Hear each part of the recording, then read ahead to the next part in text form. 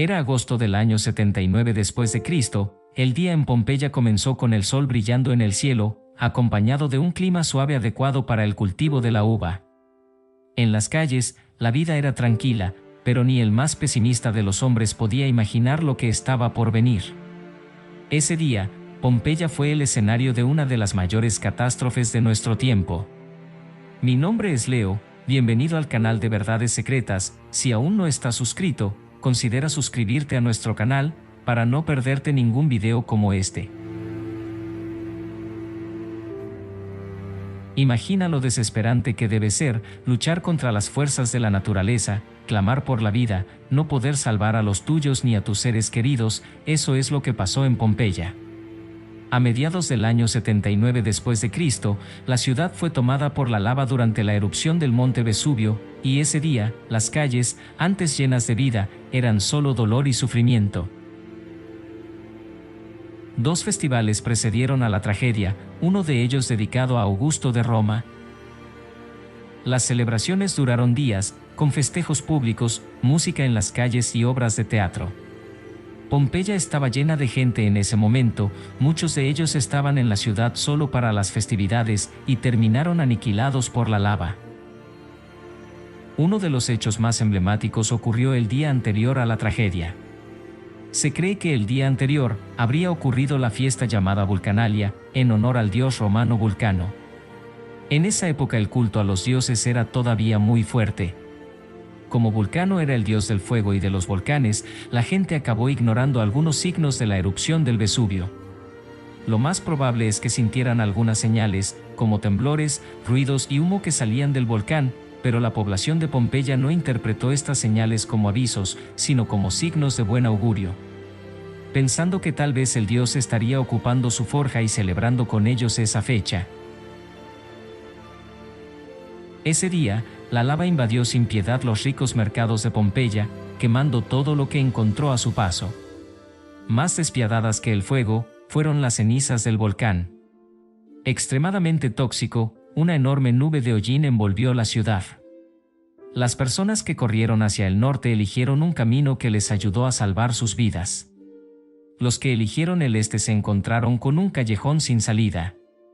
Otros se quedaron en casa rezando, y no tuvieron ninguna posibilidad de escapar. Prácticamente todos los registros de esa época se han perdido, todo lo que se sabe proviene de estudios arqueológicos de la ciudad. Pero estos estudios no comenzaron de inmediato, sino que tuvieron que pasar siglos y siglos más antes de poder entrar en ese escenario devastado por la lava y la ceniza que llegaba a casi 20 kilómetros más allá del volcán. Los últimos momentos de aquella ciudad pasaron a la historia a través de los destrozos y las estatuas petrificadas de la población. Ese día, además de la dificultad para respirar, los habitantes de la ciudad seguían sufriendo un fallo orgánico instantáneo. Esto se debe a que la temperatura de las nubes era tan alta que mataban rápidamente los tejidos.